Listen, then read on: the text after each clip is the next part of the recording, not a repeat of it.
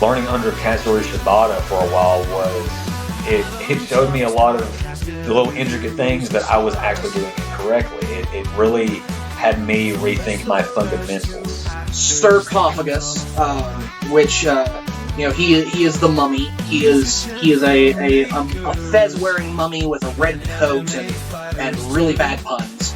I was RDC's first title fight, and now it's the first international fight. So I was super excited to have an opponent from overseas. You, petty human with the mask, tell me where Optimus Prime is. Hey, am I seeing things, or is there like a giant talking robot looking at me right now? Do not mess with me, human. Bring me Optimus Prime. How about I bring you a hockey stick to the face, pal? Googla! I went up to the luxury boxes where they had a box for family and friends.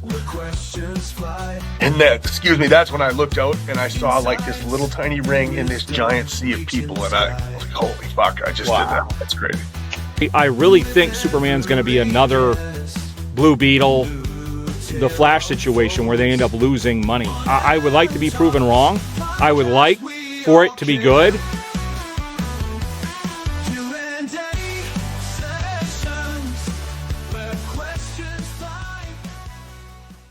This week's episode is sponsored by Dubby Energy Drinks. Dubby is a brand that is tried and tested with thousands of monthly people consuming their drinks.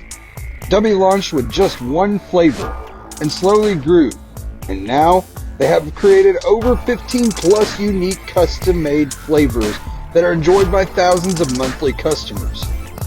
So get off the big energy bandwagon and check out Dubby. This is how an energy drink should be. Jitter-free, crash-free, no sugars, no artificial colors or dyes, and no calories. And right now, you can get 10% off with the promo code ATPC3 from us here at the Adam Talks podcast as a special gift for you, just for checking out the show. So go to dubby.gg and use the promo code ATPC3 to get 10% off of your order now. And we're back with another great episode. This is actually the season 3 premiere of the Adam Talks podcast. So excited you guys can be here with us. Right now we are talking to April May Burnside, my cousin, one of the most gifted authors I think I have seen in a while. I don't read a ton, but whenever I read things like Muddy Water Crawl and seeing the poetry from Stars Over Antioch, I mean, just phenomenal work. How did you get into writing? I mean, I know when we were kids, you were into art, you could paint and draw really well, but how did you get into the writing side of things? Well, thank you for having me today, Adam. First of all, I'm so happy to be here. And that's a good question. I absolutely hid it when I was a kid. I would write little short poems and I would not share them with anyone except for I accidentally saved some on Dad's computer and I think people read them. But these, it actually started because I had 10 years worth of hidden poetry and stories. I decided to finally put in a book in 2023. So. What was that process like for you? Making a book, was it difficult or did it feel kind of organic? It was absolutely intimidating, but fun. I have learned so many things, but it's a lot of work and it's a lot of tedious work. Formatting and things like that. You just don't think about. And of course, you're putting yourself out there. So that aspect of it is very exposing. Yeah. But it was a good, wonderful process. I've done it many times now. And now I feel great about it. The imposter syndrome was really huge in the beginning, but but now I've tamed that a bit, and it's just a fun thing now. Definitely. I mean, whenever you have fun doing something, it's something that you want to continue to do, and it's something that almost I would say feels natural or easy after you get used to it. Oh, definitely at this point. But I mean, I messed up so much on my first book. I keep all the messed up. I think I have 7 messed up copies before I got it right to actually be published. And I keep them all just to remind me of the struggle. what all goes into? I mean, I'm not a book writer. I do audio dramas and stuff. I write scripts for that and make stories for that. But what goes into writing a book? I mean, it seems like it would be, like you said, tedious. It'd be a big process, a big to do to make one. Okay, so if I kind of break it up in like writing and then like the process of publishing, I'll talk about writing first. I've heard so many people say, write what you know. And that is absolutely what I do. If I had to write something that I really had to make up, it would take me a lot longer to actually get I would have writer's block. I would be stuck if it wasn't something I was absolutely familiar with. So I kind of have like a head start because I'm always writing something I know or something I'm just absolutely engulfed with, what like, folklore, things like that. But I mean, recovery, familial issues, all those things I'm familiar with. So that side of it, it really just flows. It's kind of like a healing fountain. Now the publishing side, that is like reading on Google, how do I, like for 100 hours before you get it right. Holy And cow! yeah, it's just a lot, trying to figure out how to get the right size of like a paperback cover versus like a hardcover. And of course, I self-publish. I could go through a publisher and it would ease that process, but I kind of like the suffering of self-publishing right now because it really is like a journey. But Yeah. yeah, that the formatting, about it is the worst.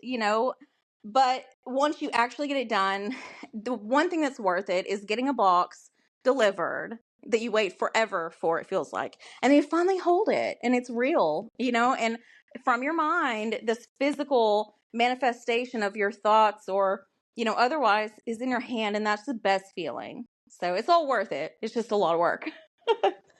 Definitely. I mean, you know, I don't even know how you'd even begin to do that kind of stuff. Kudos to you in a big way because that's very tedious. That's hard stuff. I'm working on something. Me and my wife Lindsay are working on something that we're doing having to do with publishing, printing, and stuff. But it's not something we're going to talk about at the moment.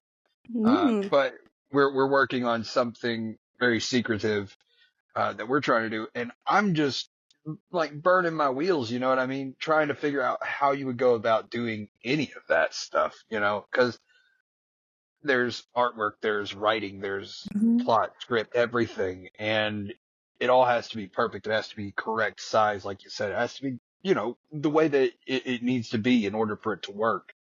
And I'm racking my brain trying to figure that out right now. How in the beginning, whenever you first started writing, you said you had multiple mess ups and you keep them just to look back on. What were the big things that really put roadblocks on you, that really slowed you down, and how did you overcome those? Um, one of them is the cover art. I could not for the life of me figure out how to get it to fit the book properly in on one of my books. And it was my Tell It to the Stars, and I think that was also just because my own personal vision of it. It had to fit. I kind of became like a perfectionist of it. But I have so many messed up covers. But I also didn't have my margins right. And margins are very aggravating when you don't have to deal with them a lot. It probably parallel to like, editing like a video like you do. It probably Hmm. seems so simple to you, but to like someone who's starting out, it would be just a lot of work. But Yeah. the margins, the book cover, oh man. And let me tell you, you have to have an editor, which my husband is my editor. He is so brilliant in that. But thankfully, but I know what I intend to say in my books, and when I read back over, I can't self-edit very well because I know what it's supposed to say. My brain automatically puts that in, so I don't see the errors in that same way. So yeah, there's a lot of typos, margins. I hate margins. And then the book cover is hard. Also, Amazon is like super hard to upload to. They're very picky. And one thing that really stumped me for I'm talking 3 or 4 months was Shadows of the Ozark Howler. I called it a journal because it is a journal of two people, right? but you Yeah. can't do that on Amazon. I found out after like 3 excruciating months. They said that it was basically like false advertising, that it was a journal to write in for people. So I had to change that. And that was the one error I could not figure out. And communication can be tricky, right? And Yeah. oh my gosh, that 2 words, a journal, stopped me for that 3 months. Just little things you never expect. Wow. Well, let's go ahead and get into some of these books then. Let's talk a little bit about the poetry first. Stars Over Antioch. I mean, Mhm. how do you get into that kind of poetry? I mean, how do you make the poetry breathe life like the way that you do with some of these? Okay, so Stars Over Antioch is my second book. Um, all of the poetry relates back to Tell It to the Stars, which is my memoir, right? To Right. a tragedy. So the tragedy actually pulls it from you. But you know, I have so many just negative feelings at this time that I wrote this. I didn't know what to do with them. And this kind of became my outlet with the hopes that it would help other people. And I was just very, very honest and visually descriptive of my life and my raw feelings. And I felt it as I was writing this book. It was within a year of, the homicide happening.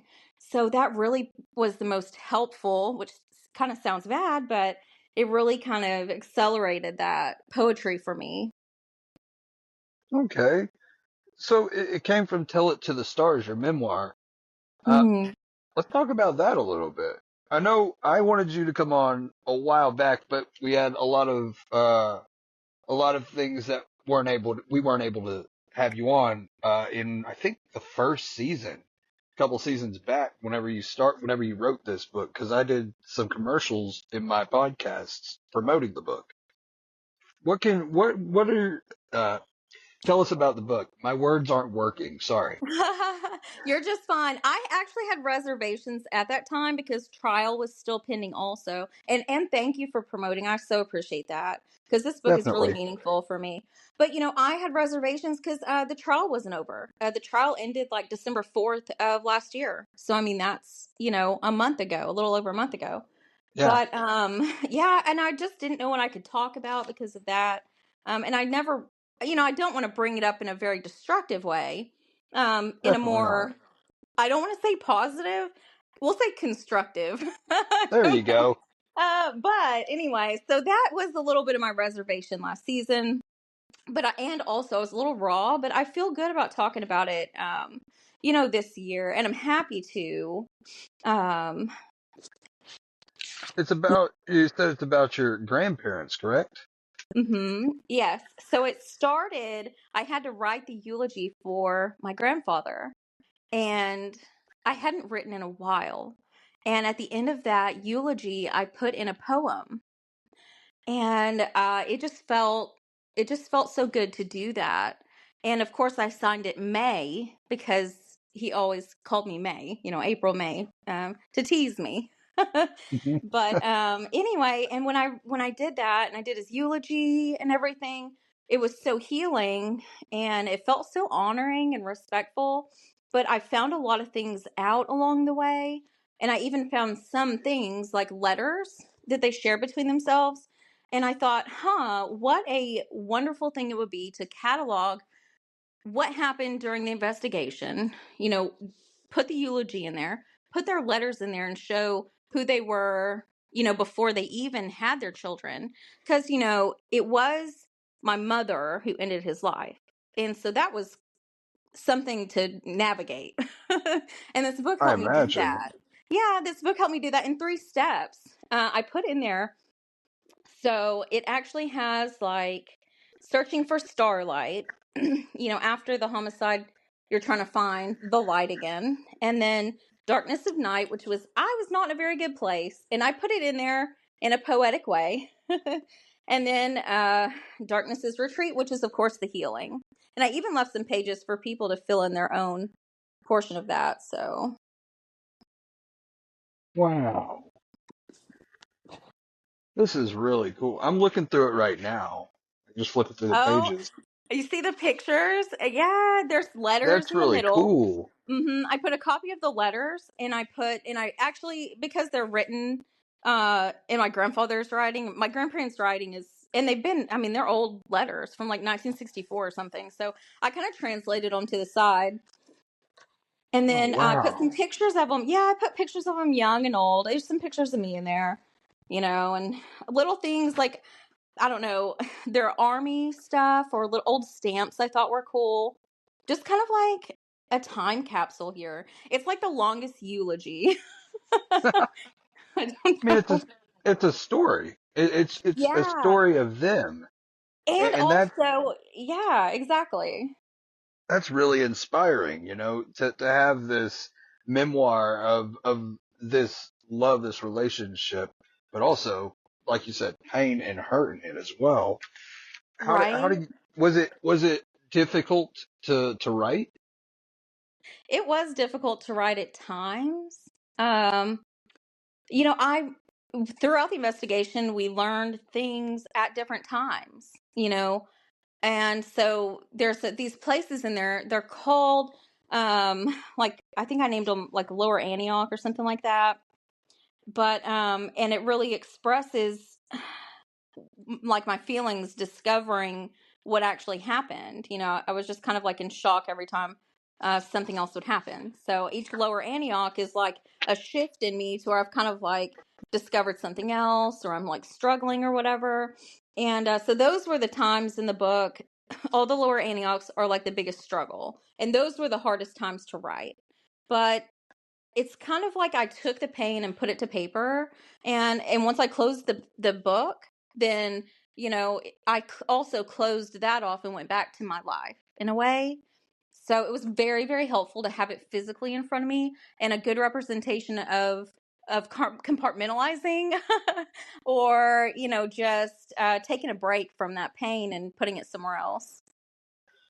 I'm not sure if you've listened to many of my podcasts, if any, but if you haven't, a big thing for me is mental health, because I've gone through all kinds of depression and anxiety and stuff, and now I go to a therapist every other week, and it helps me a ton. And a lot of people deal with their pain and their past trauma and everything in different ways. If you're comfortable, how did you deal with all of the trauma in this? Was it writing? Is that how you dealt with it, or was there other things that helped along the way that maybe you wouldn't mind sharing with everybody? Writing is probably the biggest one. I mean, and also I have a very supportive, children, husband, was very lucky in that respect, especially during. Point of my life.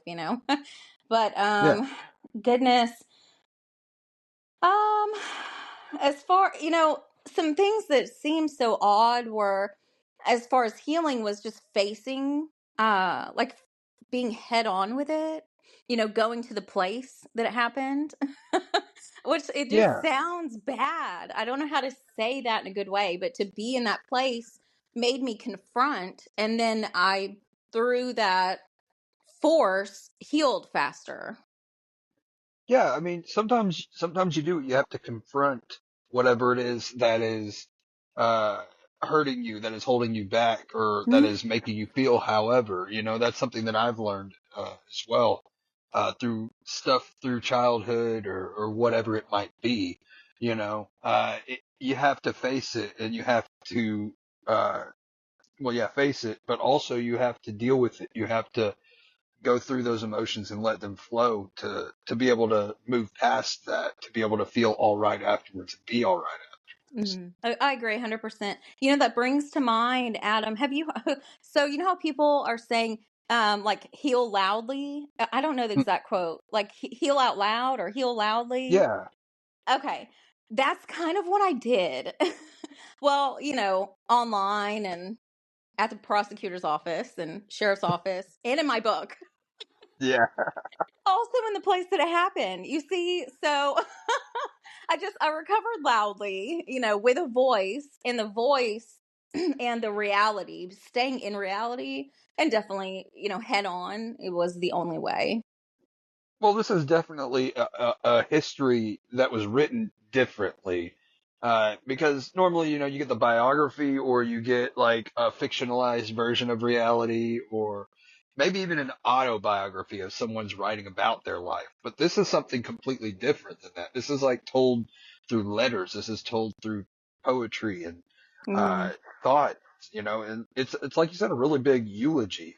Was it different writing this than writing any of your other stuff? Obviously, it was way closer to you, I would say, than the other stuff that you've written because it's super personal. But was it different writing this than whenever you moved forward and wrote other things? Oh, absolutely. One thing I'll expose about myself right now, I would actually, so once I got a physical copy of my book, I would read it over and over again. And I don't know, it was like, it really helped me. I mean, I would cry or whatever, right? But Right. even though that seems negative, it was like so comforting to me. It was like a little, I don't want to say like a little, it was like a psalm or something. I don't want to say like the whole Bible, but it was Right. something as comforting as like reading the Word of God or something to me. It was like I saw this negative, I saw this positive. I followed what I preached in there, which was like look, searching for starlight, the darkness, and then eventually coming back into the light. And that was a good reminder to myself. Maybe I wrote it to myself on those bad days. I wrote it on my good days to help myself, pull me out of the rut. And yeah, it was a really emotional experience. I'm so happy though that I did it. I haven't shared it, like I go to festivals and things like that. I haven't physically sold them out at the festivals, but I have given them to people. Like this book, Tell It to the Stars, and the feedback that I get makes it worth writing 100%. 100%. Definitely. Yeah, helping Definitely. others actually is so healing. So It is. it was It very is. exposing, but good. Yeah.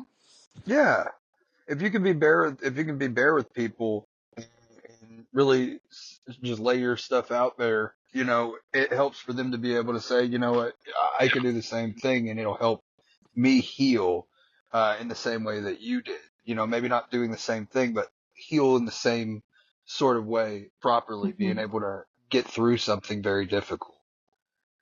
Man, Yeah. how did you get into folklore? Changing Oh my subject. goodness. Oh my gosh. The truth of that is, one day, and I mean, I've always been into folklore. Let's just rewind. Who isn't? Who isn't? Okay. Who It's isn't into cryptids and fascinating. stuff? Who isn't? If you live in Arkansas, everything's creepy outside, out there. What you're hunting or whatever you're doing, camping. Come on. but Yeah.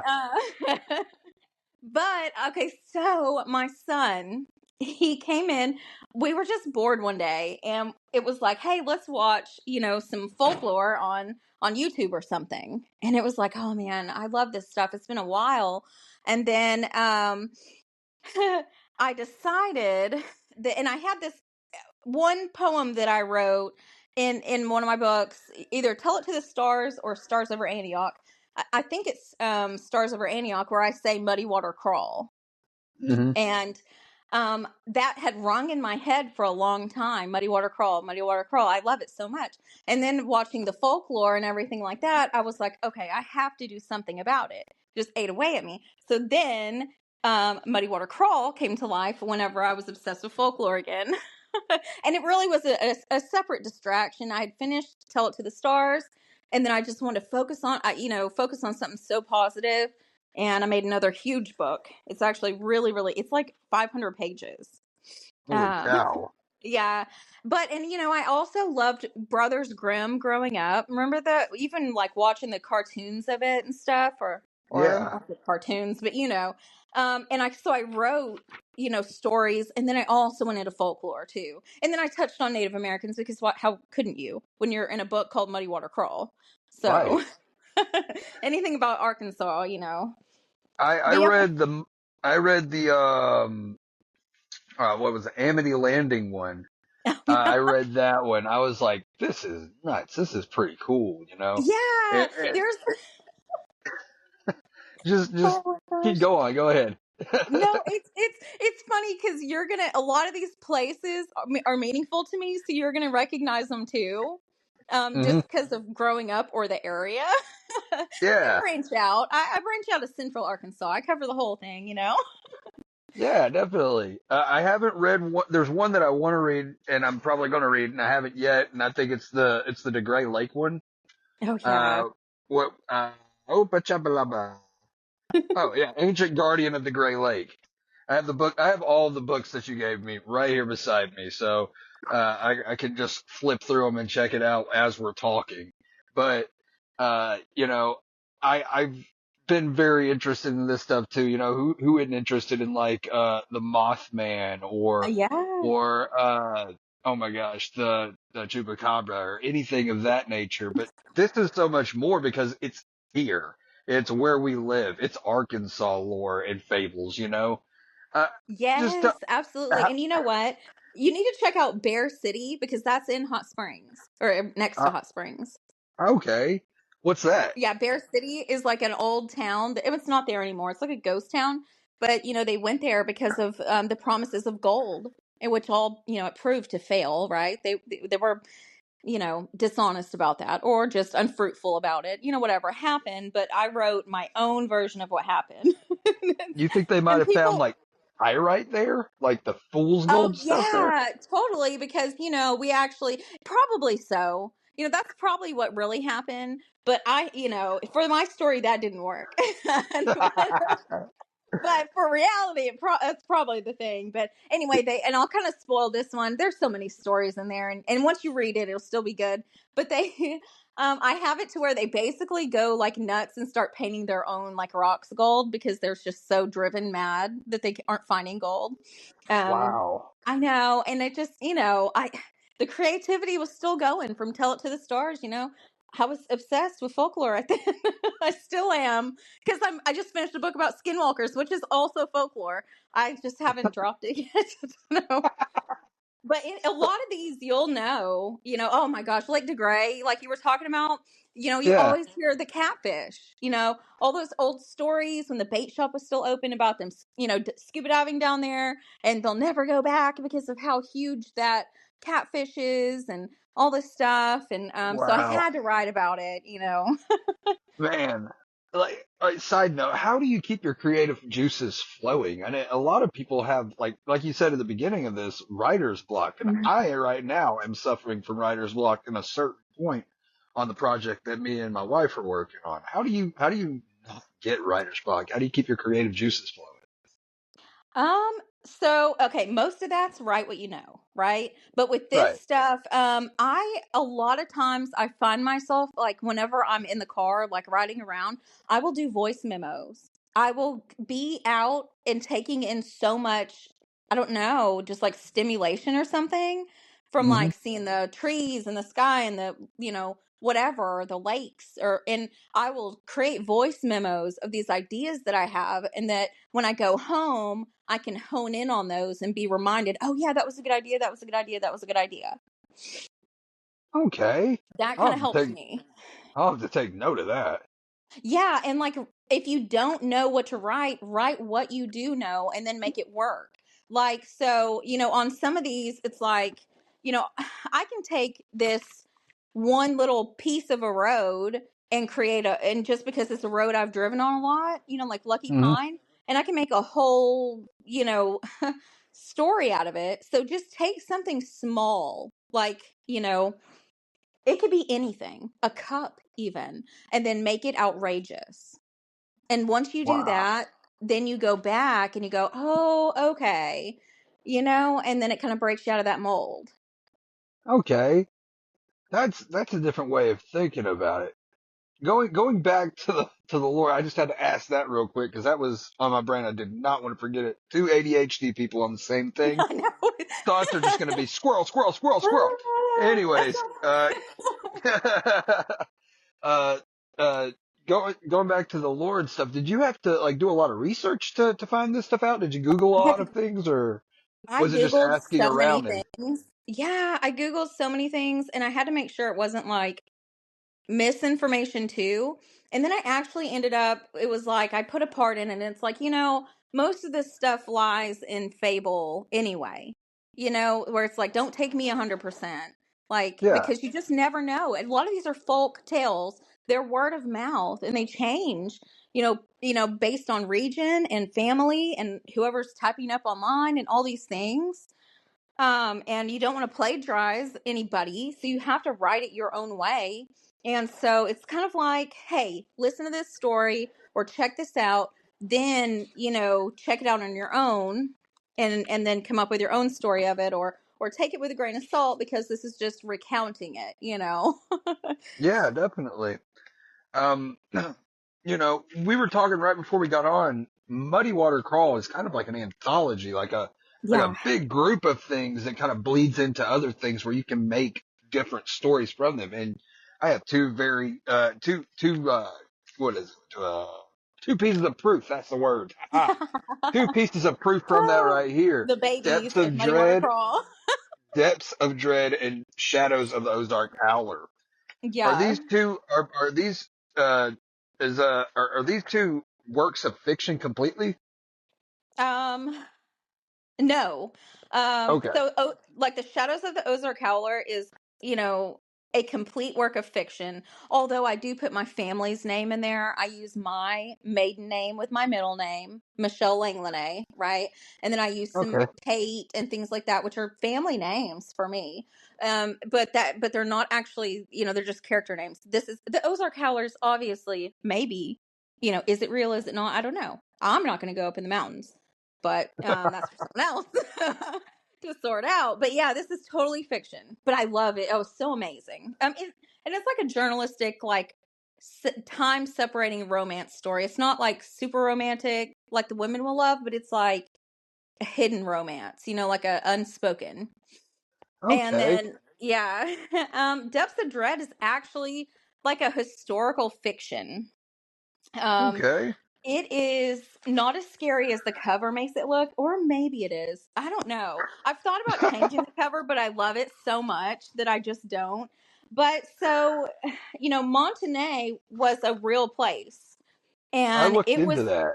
did you really? Yeah, I looked into it. I Googled it and everything, and I saw, like, I went on YouTube even, and I looked it up, and I Ooh. saw, like, old pictures of people bathing and stuff like that. It was like a Yeah, in the resort or spring something. resort. Yeah, it was like a big spring, like, resort and stuff. It was so beautiful.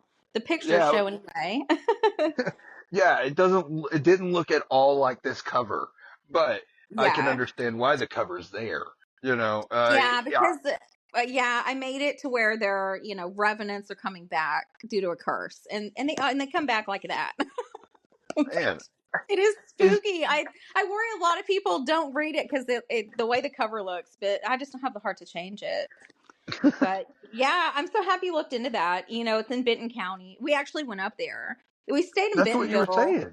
Yeah, and I took some videos. I put them, like, on my TikTok and maybe my Hmm. Facebook, of, like, the water had receded, so I got to see a lot of ruins, and I met some cool people up there who had, like, scuba dived it and stuff. And I actually gave them a copy of my book, which was cool. But yeah, it's like, just a very small piece of the I don't want to say small, a smaller piece of Beaver Lake. They flooded it in the 60s, and now it is Beaver Lake, but it's just like an edge of it. And so it's just a really nice, pretty place. It's been tagged a lot now, but you can still see pretty pieces. But It, yeah, I it, mean, Harvey, he has an amazing story, and it's a treasure story. I don't know if you read this part, but people are undecided on whether he did build a pyramid or he didn't, because he was going to store artifacts or a time capsule or something in that pyramid. Some people believe the pyramid is there, maybe buried under Beaver Lake, and some people believe he never actually created or constructed the pyramid. what I'm a is your pyramid thought on it? believer, a hundred Okay, percent believer. you I beat would me argue to it. any time. Yeah, I believe in the pyramid. Pyramid is real. I hope for the pyramid. And I really do need there to be, because the pyramid's like a very big deal in the book too. Um, so a lot of their stuff takes place in a pyramid. So, Like, um, as far as these two, these are complete fiction. How Yeah. like you said you draw from you draw from what you know. How did that play into these?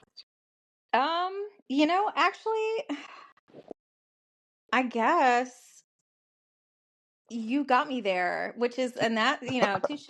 But because I am creative, um, I think it was just merely obsession over the places, honestly. Absolutely. I think I just had to get it out. Because I did so much research for Muddy Water Crawl, I became like just kind of enthralled with these. I was obsessed with Montenay, which obviously I went there and then took a lot of video of, and took a picture of myself with my book there like a crazy. Hmm. But and yeah, I don't know.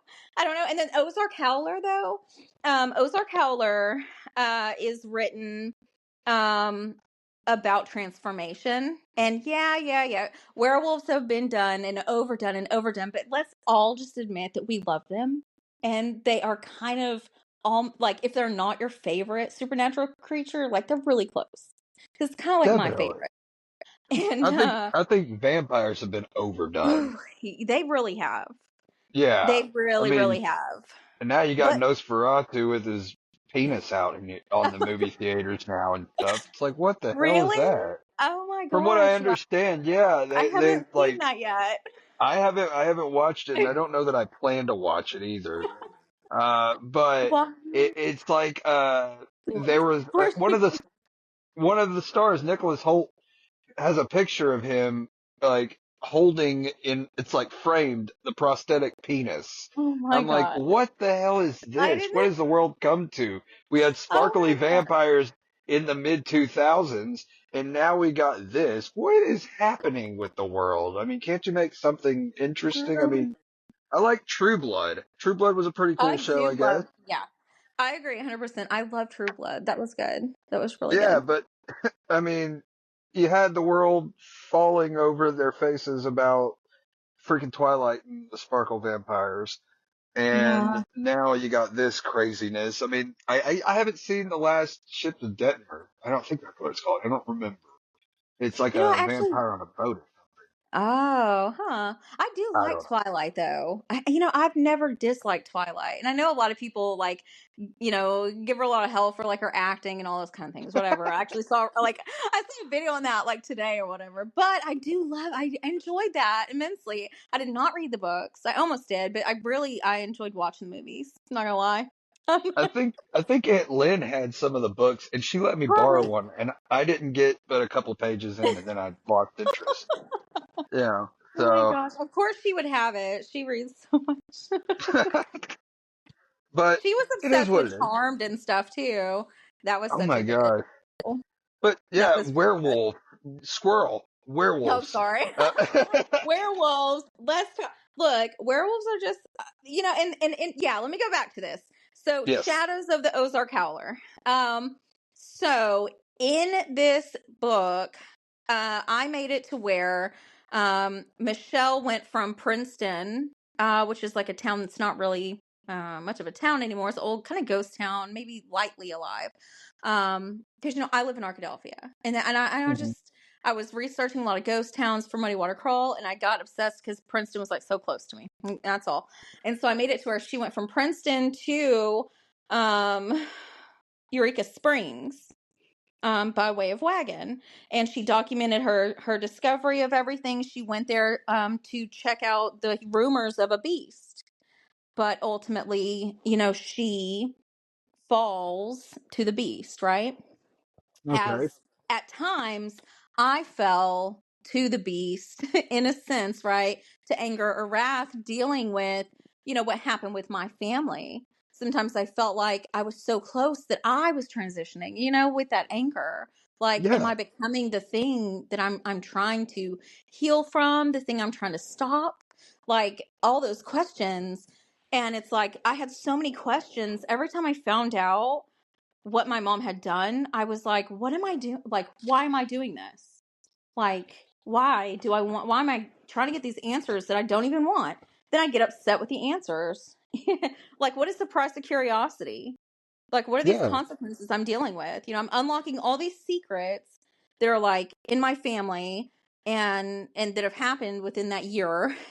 And it's like all of it's just damaging to me at the time, though. But it needed to be done. And then, of course, so her journal ends, and then another journal begins with someone not in and this is in like 1886, and then it goes to 1910, and a gentleman finds her journal and becomes obsessed with her and goes down the same exact journey. To where they basically meet up at the end, maybe.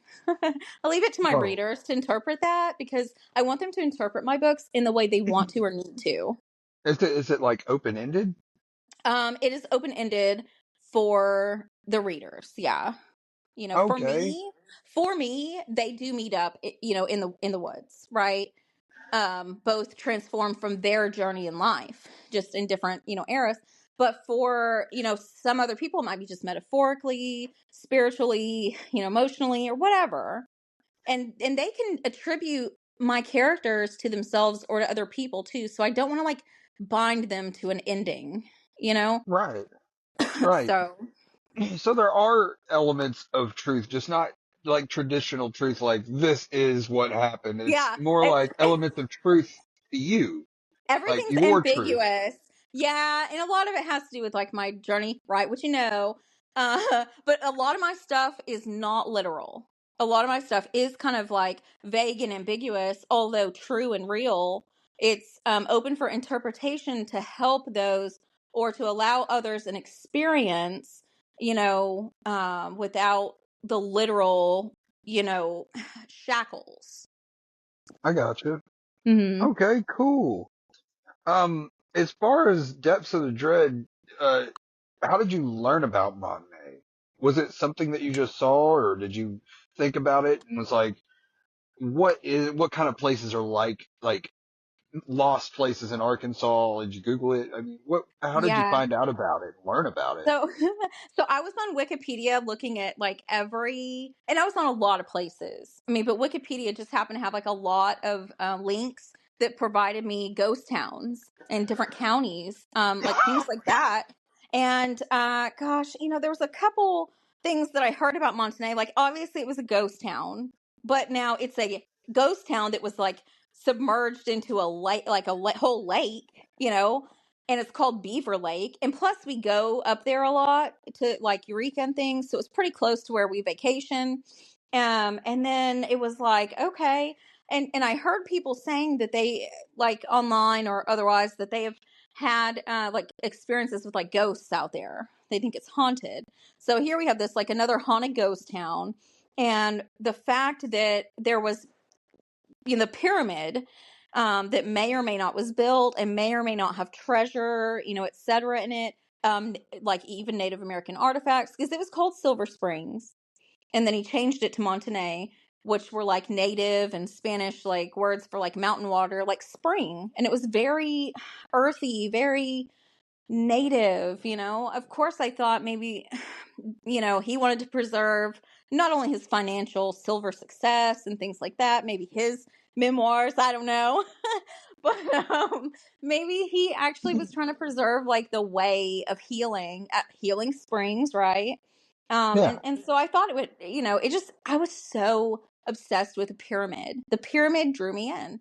I'm like, just like the Spanish treasure in the Ozarks or whatever, or really around Arkansas, the lore of the Spanish gold in the caves or otherwise, you get drawn in by treasure. What is that show? Oak Island? You ever seen that? Yeah, I've seen that. Man, I wanted them to find that gold. So it's like the treasure. There's so many things. And of course, I had to write my own story about it. I was doing a zombie crawl festival in Eureka Springs. And that might have influenced me to go the kind of like zombie revenant route a little bit heavier than I would have. Because I thought that it would really fit in with like the Halloween type Yeah, thing. Yeah. definitely. Switching gears just a little bit, probably a little more than a little bit. Children's books. I mean, we have all of this serious stuff here in these books, but you write children's books as well. Oh, I Uh, have so many, but how I need to find someone who does artwork for children's books. how do you differ in writing other than the obvious stuff? How do you differ in writing children's books than adult books? How I mean, there's some obvious things, but the more not obvious stuff, how do you write differently for kids than adults? Man, you know, a lot of children's books are kind of poetic, and that really helps me because I like doing poetry. So a lot of them rhyme and things like that. So that helped me with my pug book. We have Pepper the pug. We sell pugs, you know, like and so I had to do a pug, you know, children's book, and I put real pictures in it and like you know, real story. And then also, our little girls really like that book. Our kids really like that book. So it was like something for us and to share. And with our customers who get pugs. And I thought it would just be so nice. So that was easy because I'm around pugs and I can just write about how silly and they are and the Yeah, weird stuff definitely. they do. So that was good. And I know pugs, so write what you know. Right? But I did this other, and I have a lot of, I have like 4 or 5 unfinished kids books. Okay. Like I need help getting Wow. these finished, but I keep, you know, because they're more difficult with the artwork. Actually within them, they have to have artwork in them, so they take longer. But like I have, you know, the other one that I actually have published is the zombie one and Zombie Stomp, and I that was the same thing. It has a song in it, and I love writing songs. I write so many songs, and so the song was easy. You know, it kind of rhymed, and it was just fun to do. And I actually made that for the zombie crawl because we were going to be vendors out there, and I was like, how cool Wow. would it be? Because I was like, you know, all the adults have all these things at festivals, but they bring their kids. They always like they bring their kids or you know, whatever, or they have kids. So so I made that one for the kids who are going to be like at the zombie crawl or whatever kind of function. The kids don't have a lot of stuff they can buy at festivals. So yeah, it's just kind of fun. And it makes zombies happy instead of like scary for them, you know. Yeah, So definitely. Um, do you do conventions as well as festivals? I have not. I've only done 3 festivals too. Oh, wow. What is that experience like? It was so intimidating at first when we did our art festival in town, which went great and it was beautiful and we had a lot of fun. But I don't, gosh, you know, selling your books like online or whatever is one thing, but like having people walk by and look at them and keep walking by without buying them or, you know, like you always wonder what people are thinking. It was the very first time that I had been in a situation like that. Hmm. It was overwhelming at first, but then I sold like a lot. And it was, and I'm not a person that would like push. It just feels like polluting my work or dishonoring my work if I like really push it, you know? So Yeah. it was really cool because I got to meet a lot of really nice, similar and dissimilar. I mean, just a lot of cool people. And so experience went from scary to like really fun over a day. And the next day was great. It was just so intimidating not having had done it before. But yeah, and then after that, the next one, Zombie Crawl, it was kind of different than I thought, but it was still really fun. And then we just did another one here in Arkadelphia. And it was so fun. I met some neat people. I kind of ran around and ate snacks a lot and just visited with people a lot more. And gave some books away and sold some, but it's just such a fun experience being around creative people, like-minded people, whether they're creating t-shirts or books or jewelry or whatever, is really fun. I talked to I talked to all kinds of people on here, and I talked to a professional wrestler and promoter that has been in the wrestling business for a long time. And you're probably wondering, how does this relate to me? And just let me get to it. So he was saying something that he did to promote things that helped out the show that he was putting on or whatever. Sometimes he'd walk around and he would just give out tickets. Does it work in a similar way to attract more people when you give a book out to somebody for them to come back and be like, "Hey, what else do you got?" Does it work the same way for you? um, Yeah. Okay. So maybe not as far as like finances wise, which Hmm. is not really like the biggest reason I write anyway. So I'm totally fine with that. I'm not doing it for, like the paycheck or a career necessarily. I have a lot of free time. And, I stay home and I'm a mom, before I'm an author. I'm a wife before I'm an author. Those are my jobs. This is my passion or my hobby in that sense. So, Yeah. for me, that accelerates me to like keep writing. And just having people like that support system, or people come back and, say, something, or just give me some kind of feedback. Honestly, whether it's positive or negative, it fuels me to keep going and keep writing. So absolutely, I mean, I could 100% agree with that it would help, and I do give them out to, definitely kind of, it's kind of like, here a sample before, if they're really hesitant and they really don't know, I'll definitely give them one, because, I don't want them to commit to something that they're not, because they're not buying a book, they're buying me, really, because I'm the author. It's my thoughts and ideals, and they're kind of trusting that I put out quality work. So I agree with you, and the pro wrestler, like with the tickets, 100%. It's like, hey, come see it. They'll be back if they were happy with your work, with your talent. Right. Let's get into it. You sent me a message the other day whenever we were talking about having you on. You sent me this picture. You got a new book. You alluded to it earlier. Let's talk about it. I'm so What is it? excited. What do we Oh my got? gosh, What do we thank got you. coming I've up? been like bursting. Okay. I'm so excited. Look, I just ordered some of my copies today that I'm gonna edit, right? That they're not final. It comes out on Mother's Day. It comes out like May 11th. Okay, so I got some time. But so it's Southwind Shatter. Um and well, you're not gonna believe this, but it's definitely tied to Tell It to the Stars and Stars Over Antioch. What? No. Oh, no, that's a surprise. But okay, so it's about skinwalkers though. And Okay.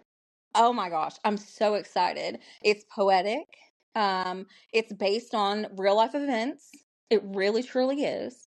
And it's written in a way that, and it's about, let's just say, very loosely, a portrayal of my family on a certain side of the family, and things that transpired, um, that are written in a story that's fictional, but the actual things that transpired are real, right?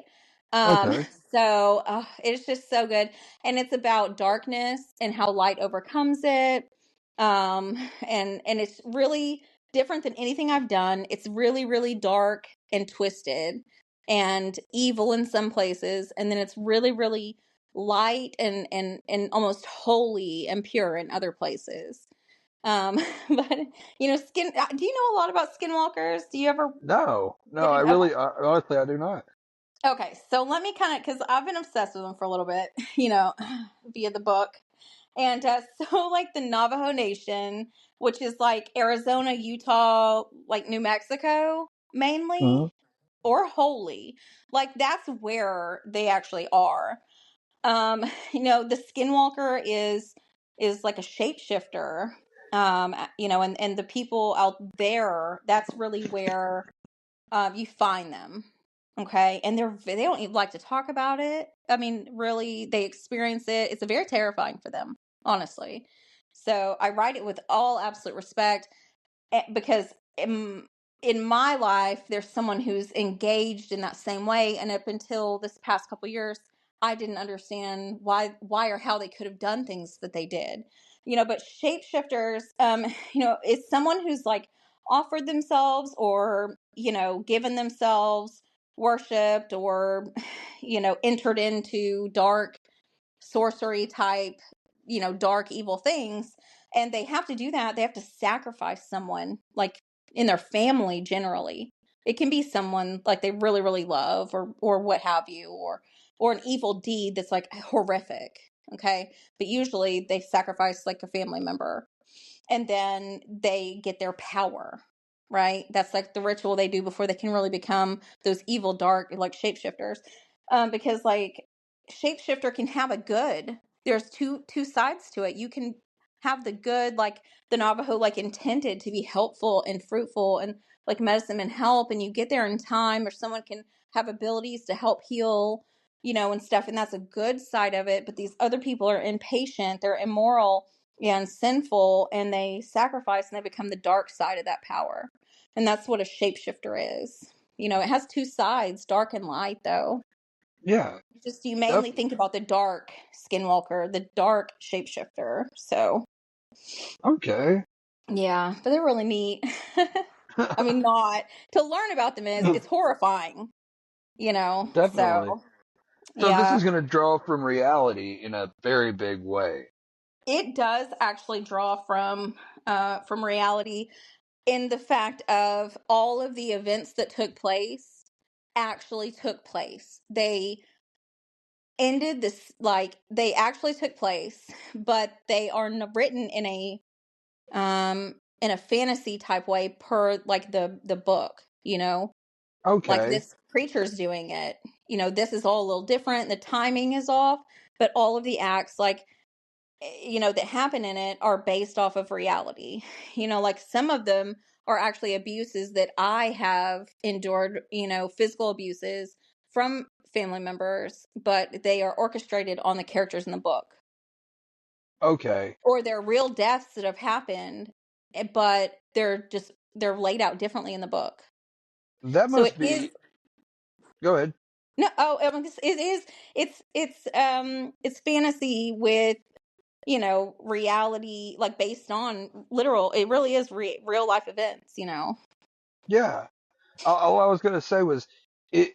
It must have been a lot like Tell It to the Stars, in the sense that it was a healing sort of thing, because you're getting more and more of you out on the paper.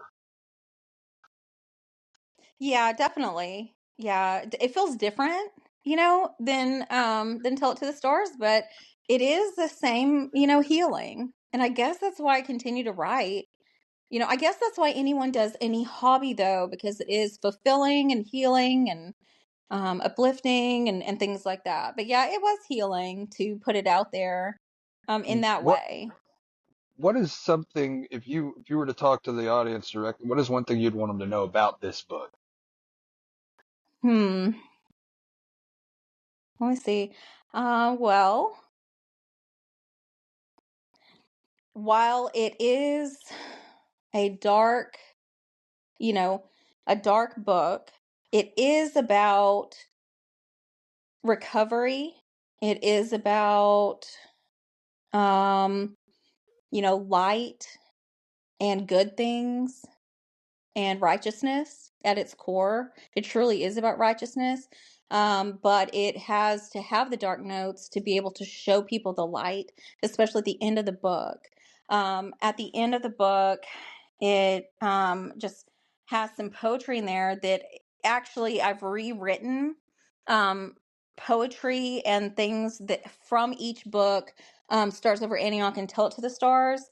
And, as they get to the end, it basically has a letter to them from May, which, obviously is me. But, and it has the hope that in some way that, May has helped them slay their own, demons, or, whatever they need to slay, or problems, or troubles, and Yeah, hopefully the book reminds them. Yeah. A huge cornerstone of this book is to remind them of their light.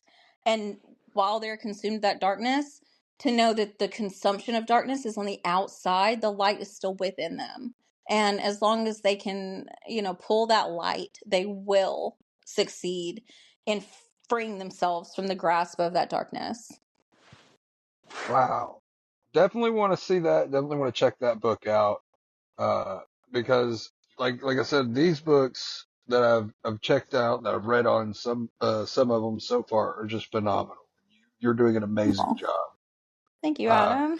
yeah, keep it up. I mean, you're doing amazing stuff. I don't know how you do it. That is definitely a compliment in every way. I could not do that.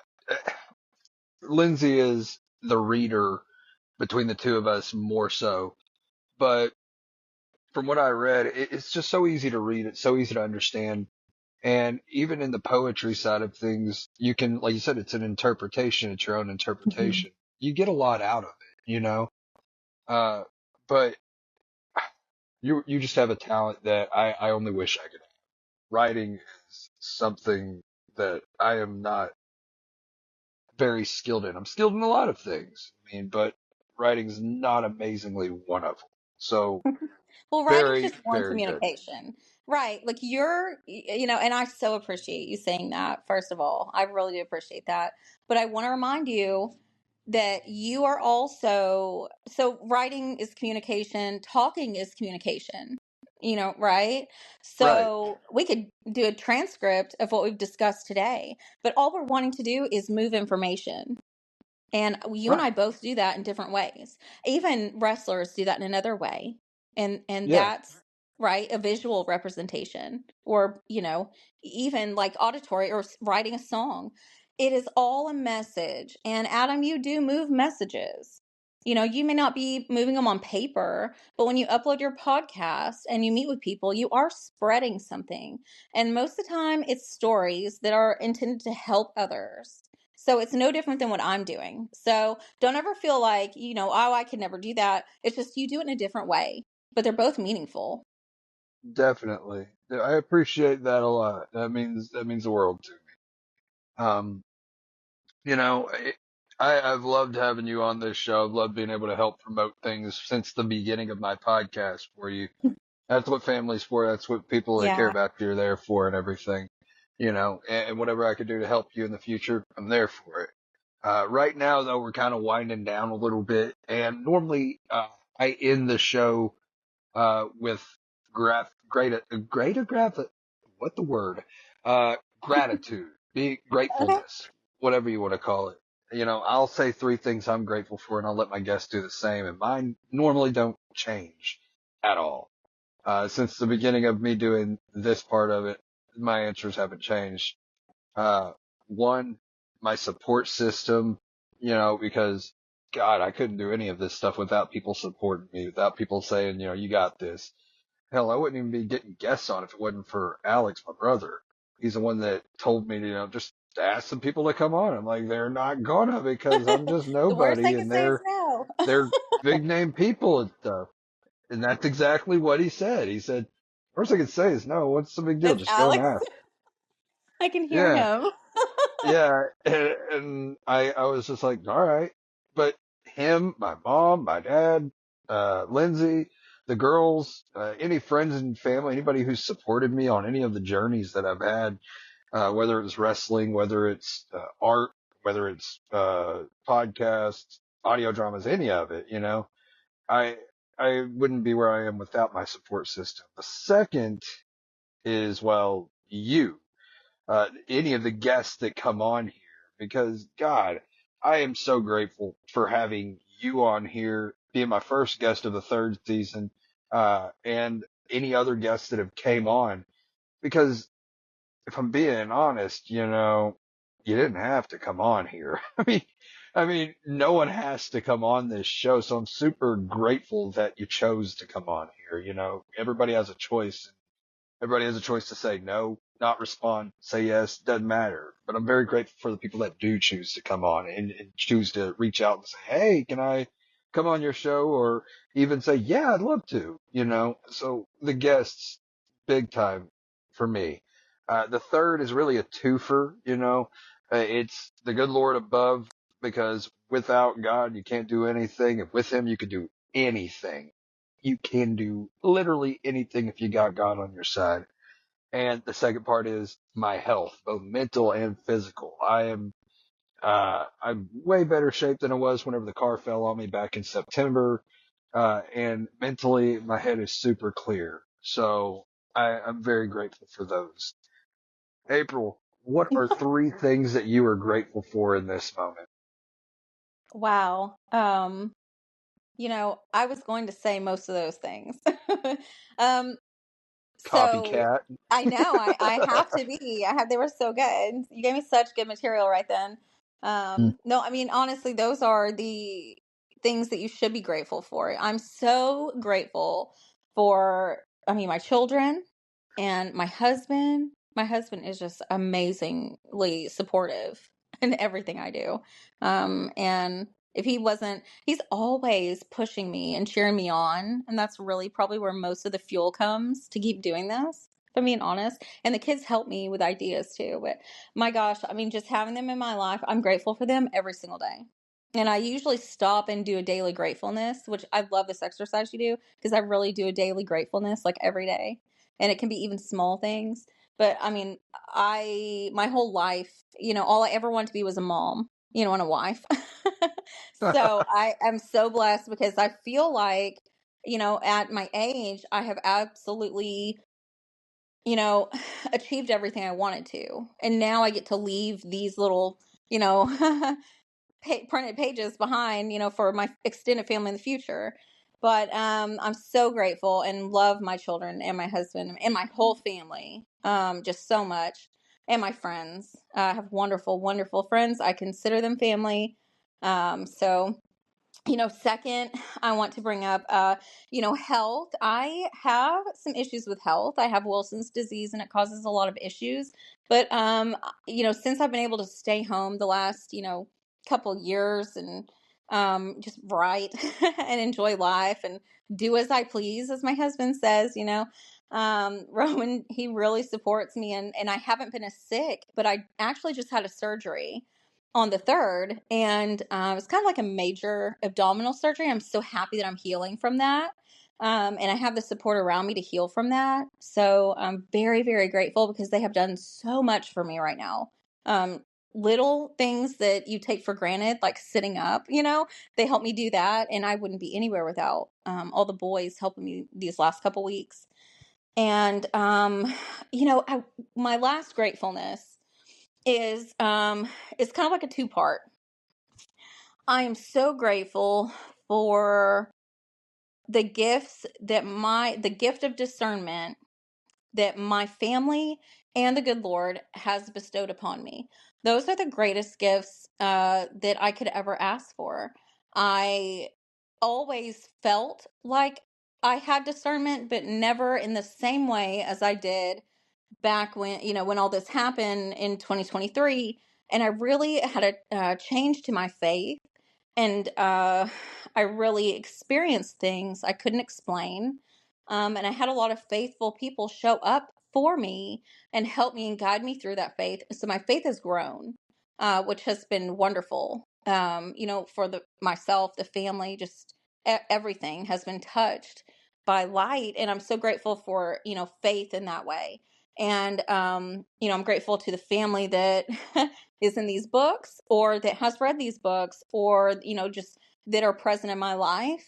And the good Lord, because I, as a mother, a wife, need that presence in my life, to be accomplished in those areas. I feel like I'm a better mom and wife for my faith now. So it's a blessing. And those are some of the things I'm grateful for right now. And I'm very grateful you have me on. Thank you so much, for your support. And you're right. From the beginning, Adam, you have been so supportive. And I hope that you feel that same support for me because I absolutely believe in you 100%, as well as everyone else in the family, especially Alex.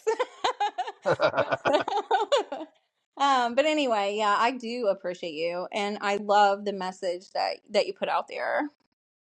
I appreciate that a lot. I really do. Those are 3, I did 4-ish 4. I things. showed you up with 4. How dare you? You show me up on my It went into the show. family. I know. It's It tied only back into the happened. family. It's only happened one other time. Alex did something similar. He turned the tables on me on our podcast and asked me a question.